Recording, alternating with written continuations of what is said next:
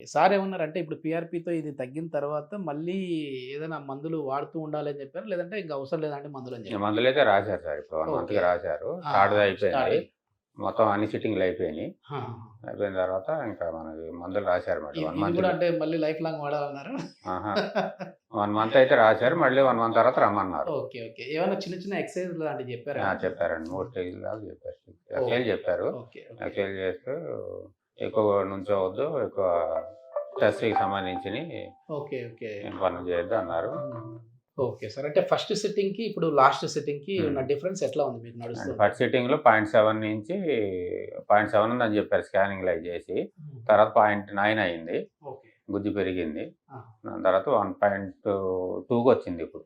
Okay. Okay. 1.2 ఉంది ఇప్పుడు. 1.2 1.5 దాకా వస్తే సరిపోద్ది. ఏం ప్రాబ్లమ్ ఉండదు. ఓకే. ప్రాబ్లమ్ ఉండదు. అంటే మన దానికేంటంటే మన చిన్న చిన్న మనకి మూవ్‌మెంట్స్ వల్ల మళ్ళీ హ్మ్. గుజ్జు పెరిగిద్ది.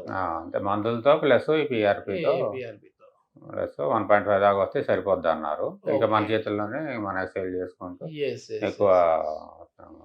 ప్రెషర్ పెట్టకూడదు దాన్ని. ఓకే.